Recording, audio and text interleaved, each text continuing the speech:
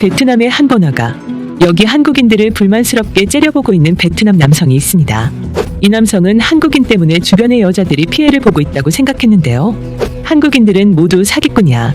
한국인에게 시집가면 죄다 이혼하고 돌아오잖아. 한국에 대해 알지 못했던 이 베트남 남성은 한국에 대한 큰 착각을 하고 있었다고 합니다. 하지만 친구로부터 진실에 대해 알게 된 후 그는 한국에 대한 미안함이 생겼다고 하는데요. 과연 그에게는 무슨 일이 있었던 걸까요? 안녕하세요.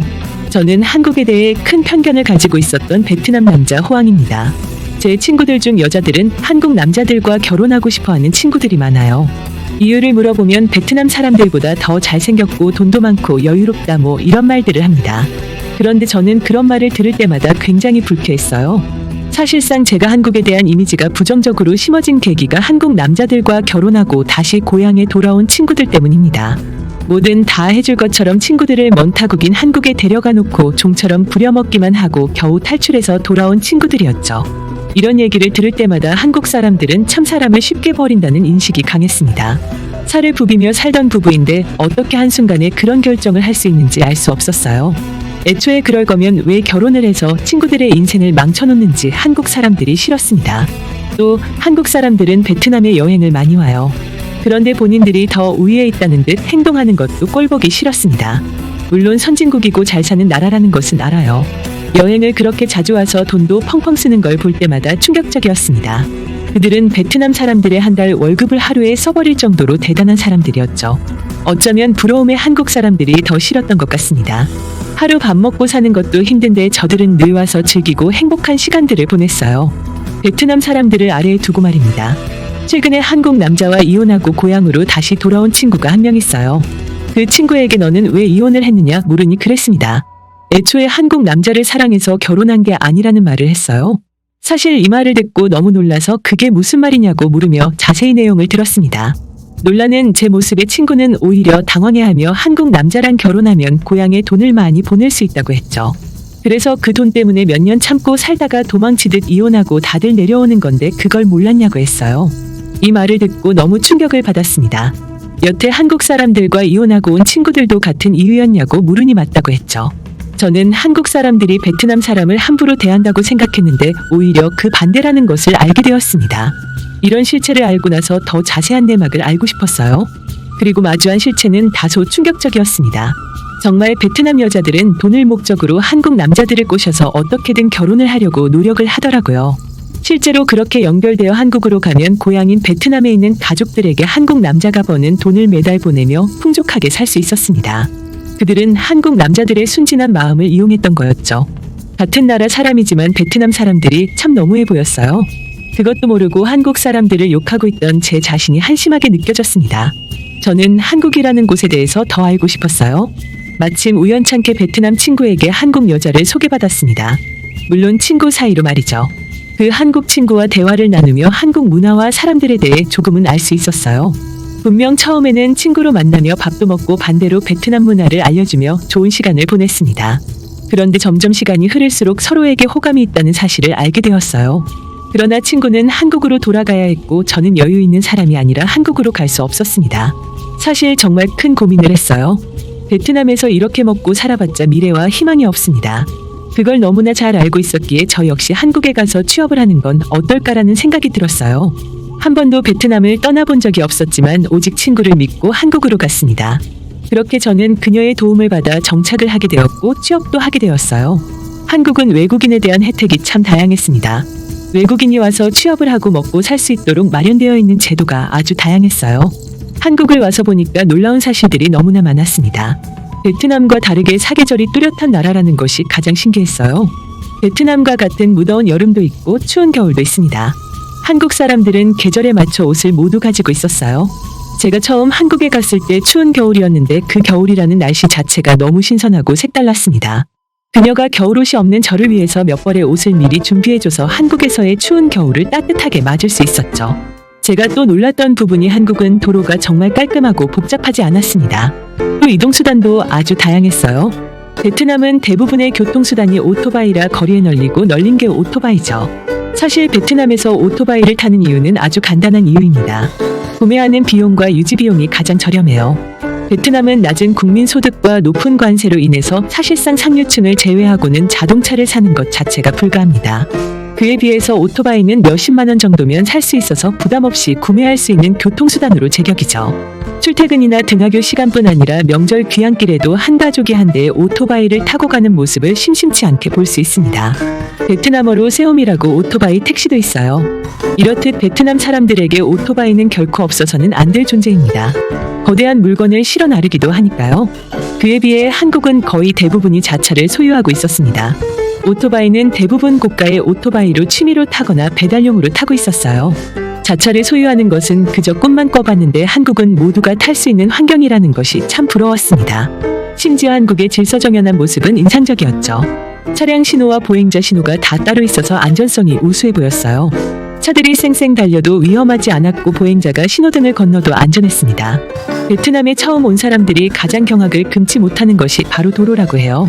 사실 저는 베트남에서 나고 자란 사람이라 익숙하지만 아직도 복잡하게 느껴질 때가 많기는 합니다. 베트남의 도로 상황은 무질서 속의 질서라고 할 수 있어요. 신호나 선이 제대로 정비된 도로가 하나 없습니다. 그러나 베트남 사람들은 오토바이와 차가 달려와도 그냥 차도를 건너죠. 베트남에서 길을 건널 때는 차량과 오토바이의 눈치를 보지 말고 그냥 앞만 보고 천천히 걸어가면 다 알아서 멈추거나 피해서 갑니다. 베트남은 보행자 우선이고 이 룰이 꽤 잘 지켜지고 있어요. 그러나 베트남 현지인이 아니라면 굉장히 당황해 도로를 건너지 못합니다. 한국의 이런 문화는 베트남이 꼭 닮아야 한다고 생각해요. 사실상 무질서 속의 질서를 지키고 안전하다고 해도 결국 사고는 많이 발생합니다. 만약 한국처럼 신호가 있다면 서로 그 신호를 보고 다니는 거라 위험을 사전에 차단하고 예방할 수 있다고 생각해요. 한국도 베트남처럼 보행자 우선이지만 신호라는 암묵적인 약속이 있으니 한국에서 도로를 다니거나 건널 때 정말 편했습니다. 심지어 베트남 도로는 늘 시끄러워요. 쉴 새 없이 울리는 경적 소리로 인해 귀에서 피가 날 지경입니다. 경적 소리가 듣기 좋은 소리도 아니고 지속적으로 울리면 불쾌함에 저절로 인상이 찌푸려져요. 그러나 이렇게 경적을 울리는 이유가 보행자에게 본인의 위치를 알려주고 사고를 예방하기 위함입니다. 이렇게 늘 시끄럽고 서로 정신없이 살 바에는 한국처럼 신호를 들여오는 게 어떨까 싶어요. 이건 조금 웃긴 얘기입니다. 제가 일을 마치고 쉬고 있는데 같이 일하는 회사 동료가 술 한잔을 하자고 집 앞으로 나오라고 연락을 했어요. 그래서 입고 있던 잠옷 그대로를 입고 외출을 했습니다. 그런데 한국 동료가 저를 보자마자 기겁을 하며 이 꼴로 여기를 나올 수 있냐고 물었어요. 사실 이때까지만 해도 뭐가 잘못인 건지 몰랐습니다. 베트남은 잠옷을 입고 외출을 하는 경우가 많아요. 심지어 날이 너무 더운 날에는 트렁크 팬티 차림으로 나오는 사람도 있습니다. 그 이유가 베트남 사람들은 실내복과 잠옷을 따로 구분하지 않아요. 잠을 잘 때 굳이 따로 옷을 갈아입지 않는데 외국인들이 봤을 때 저 옷은 분명히 잠옷인데 왜 입고 돌아다닐까라고 생각한다고 합니다. 생각을 해보니 제가 입고 나온 그 잠옷도 동료가 선물해 준 건데 잠옷을 꼭 잘 때만 입어야 한다고 생각하지 않았어요. 제 꼴을 보고 동료는 창피하다며 저희 집으로 다시 가서 옷을 갈아입고 나오게 했습니다. 이런 걸 보면서 한국과 베트남의 작은 문화 차이를 느끼게 되었어요. 그리고 한국 사람들이 또 부러웠습니다. 실내복과 잠옷을 구분짓고 살 수 있는 그 삶이 참 부러웠어요. 이런 크고 작은 문화 차이를 느끼면서도 늘 결론은 한국의 삶이 참 부럽고 한국에서 쭉 살고 싶다였습니다. 베트남은 아무리 힘들게 벌어도 하나로 고작 몇십만 원을 버는 것이 전부죠. 그러나 한국은 최저시급으로 계산해도 100단위가 훌쩍 넘어가니 일할 맛이 났습니다. 그걸 베트남 가족들에게 보내주면서 행복하고 풍족하게 지낼 수 있었어요. 제가 외국인 노동자지만 차별하지도 않고 오히려 먼 타국까지 와서 홀로 고생한다며 동료들이 많이 챙겨줬습니다. 한 번은 이런 경험도 했어요. 베트남에서 패스트푸드점에 가면 다 먹은 음식을 그 자리에 그냥 두고 갑니다. 이는 직원이 알아서 치우는 것이라 손님이 신경 쓸 이유가 없어요. 이게 습관이라서 한국의 패스트푸드점에 가서 맛있게 햄버거를 먹고 그냥 나가려는데 따가운 눈총들이 사방에서 느껴졌습니다. 그때 한 학생이 제게 와서 친절하게 설명을 해줬어요. 본인이 베트남에 여행 가봐서 아는데 그곳의 문화는 치우지 않는 것이지만 한국의 문화는 이렇게 분리를 해서 치우는 것이 문화라고 말입니다. 그 말을 듣고 급히 가서 제가 먹은 것을 치우고 나왔어요. 문화가 달라서 생긴 일이었지만 하마터면 진상 손님이 될 뻔했습니다. 여기서 감동받았던 것은 친절하게 제게 설명을 해주던 그 학생이에요. 서로의 문화가 달라서 생긴 일이라는 것을 알고 나긋하게 설명해주며 이해를 시켜줘서 참 고마웠습니다. 그리고 베트남은 패스트푸드점에서 밥을 팔고 있어요. 베트남 사람들은 건강한 신체를 갖는 것 자체를 매우 성공했다고 생각합니다. 그래서 베트남 문화에 맞게 현지화 메뉴를 출시한 것이 바로 밥이죠. 실제로 패스트푸드점에서 햄버거 못지않게 인기가 높은 것도 밥입니다. 한국은 패스트푸드점에서는 밥을 볼 수가 없어서 조금 놀라웠어요. 한국인 지인에게 물어보니 밥은 식당 가서 먹는 것이라고 했습니다. 이렇게 살면서 경험하는 한국은 알수록 신비로웠어요. 한국은 먹을 곳도 많고 식당도 많습니다. 메뉴가 아주 다양해서 늘 고민이죠. 가격대도 대부분 비슷하지만 확실히 베트남에 비하면 물가가 높습니다. 대신 그만큼 돈을 벌 수 있어요. 베트남은 메뉴가 한정적입니다. 사실상 돈이 많은 상류층이라고 하면 그나마 조금 다양하겠지만 일반 서민들이 먹을 수 있는 것은 늘 정해져 있어요.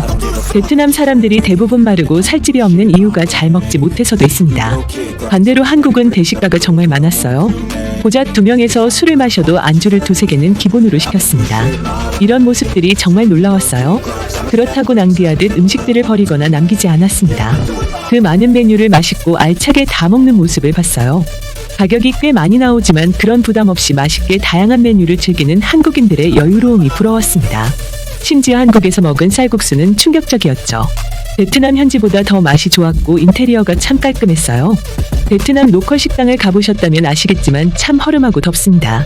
그래서 한국인들이나 중국인들 등의 관광객들은 더워서 매우 힘겨워해요. 또 비위생적이라고 합니다. 제가 베트남에 있을 때는 비위생적이라는 말을 인정하지 않았어요. 그러나 한국에 와서 여러 식당을 다니면서 인정하게 되었습니다. 어디를 가든 참 깨끗했고 위생적이라는 것이 느껴졌어요. 제가 한국에서 일을 하면서 느꼈던 가장 충격적인 것들이 몇 가지 있습니다. 이걸 빼놓을 수 없겠네요. 한국은 직급이 정말 다양해서 누가 어떤 직급을 가진 사람인지를 외워야 했고 그에 맞는 대우를 해야 했습니다. 이게 너무나 충격적이던 이유는 베트남은 직급이 없어요. 그렇다 보니 회사 분위기가 수평적이고 자유롭습니다. 물론 이렇게 하다 보면 장단점이 모두 있을 수 있지만 대표에게도 손을 흔들며 안녕이라고 인사를 하는 곳이죠. 업무 시간의 차이도 확실하게 있었습니다. 베트남은 오전 8시부터 오후 5시가 평균 근무 시간이죠. 여기서 야근을 하게 되면 굉장히 무능력하다고 느껴지고 실제 사람들도 그렇게 생각해요. 그렇다 보니 오후 5시가 되면 퇴근하려는 직원들로 북적이며 소란스러워집니다. 그러나 한국은 일을 잘하고 못하고를 떠나서 야근을 하는 곳이 꽤 많았어요. 제가 일하는 공장만 해도 잔업이라고 해서 시간 외 근무를 자주 합니다. 그렇게 되면 돈을 더 벌어서 사실 좋더라고요. 다소 아쉬운 점은 베트남 점심시간은 1시간 30분으로 정해져 있습니다. 여유 있는 시간이라 다 같이 모여 식사를 하고 커피를 마시기도 해요. 이런 시간에 관계 형성이 될 수 있어 매우 중요한 시간으로 여겨집니다. 심지어 몇몇 베트남 기업들은 2시간씩 주는 곳도 있어요. 그렇지만 한국은 1시간으로 고정이 되어 있으며 심지어 일이 덜 끝났다면 조금 더 하다 점심을 먹어야 하는 상황도 있습니다. 점심시간이 너무 짧아서 다소 아쉽지만 너무나 좋은 것은 사내식당이죠. 베트남에서는 끼니를 해결하려고 많은 생각과 고민을 하는데 사내식당에서 매일 다른 메뉴를 맛있게 먹을 수 있습니다. 솔직히 한국에 와서 일을 하며 보낸 시간이 너무나 그리워요. 그녀와 여전히 만나고 있지만 저는 잠시 베트남으로 돌아왔습니다. 아예 결혼을 할지 이번에는 그녀가 베트남으로 올지 고민 중인데 사실 저는 제가 한국에 들어가서 아예 정착하고 싶어요. 그래서 최근에 그녀와 그렇게 대화를 나누고 있는데 꼭 그런 기회가 오길 바랍니다. 한국 사람들 모두 친절하고 정이 많은 사람들이라 그런지 그 속에 끼어 살다 저까지 덩달아 정이 넘치는 사람이 되어버렸네요. 어떻게 보셨나요? 구독과 좋아요 부탁드립니다. 끝까지 시청해주셔서 감사합니다.